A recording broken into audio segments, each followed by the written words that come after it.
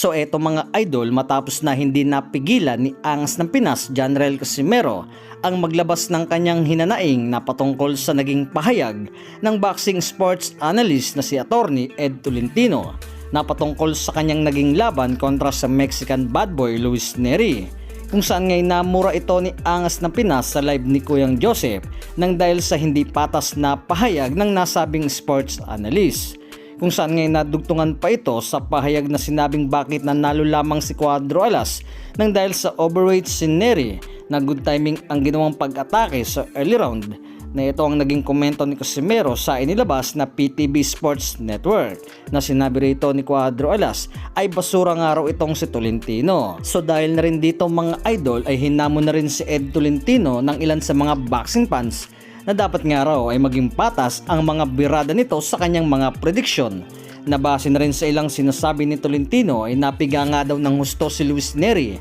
kung kaya't hindi maganda ang naipakita sa kanyang performance, na malayo noon sa dinanas ni Angas ng Pinas ay nung mag-overweight ito na birada kay Casimero ay mahihirapan nga raw itong si Casimero nang dahil sa nasa maayos na kondisyon si Saul Sanchez. Subalit kabaliktaran ang nangyaring ito nang dahil sa tinalo naman ito ni Casimero via first round knockout, na ang punto rito mga idol ay nung hindi pa nangyayari ang laban ay sinasabi ng mga ito na mahihirapang manalo ni Casimero nang dahil sa wala itong game plan kung hindi leche plan, na kahit pa alam ng mga ito na overweight si Nery. So dito pa sinabi ng mga ito na mabigat si Luis Nery sa araw ng kanilang laban ni Casimero kung kaya't hindi nga raw uubra ang mga barabarang sugod ni Cuadro Alas. Subalit nang talunin naman ito ni Casimero ay dito na naman lumabas ang mga panibagong pahayag. So matatandaan sa nangyaring official weigh-in sa pagitan ni Janriel Casimero at Luis Nery ay 3 pounds ang overweight ni Luis Nery sa pinag-usapang timbang sa 124 pounds catchweight,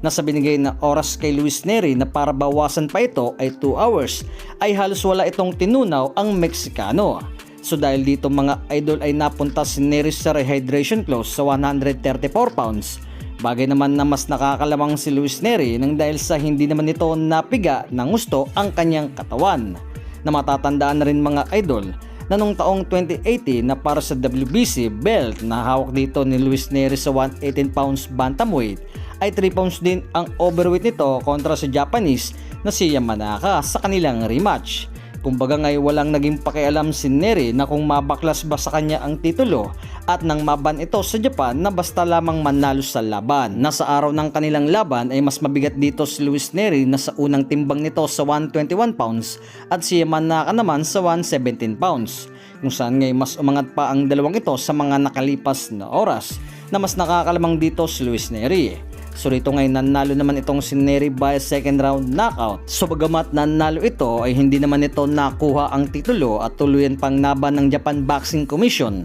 sa kanilang paligsahan sa boxing, na ang nangyari naman sa labang ito ay talagang nanaig lamang ang lakas ni Casimero kumpara kay Nery, na hindi ito usapan sa pagiging overweight kung hindi ay nasa boxer talaga ito mismo. At nang lumaban ito hindi naman ito napiga, na sadyang nakakalamang pa nga ito sa bigat. So dito ay umaksyon na rin ang JBC or Japan Boxing Commission sa nangyaring pagka-overweight ni Luis Nery kontra sa laban kay Janriel Casimero, kung saan nga pinatawan muli ito ng JBC ng 6 na buwang suspension.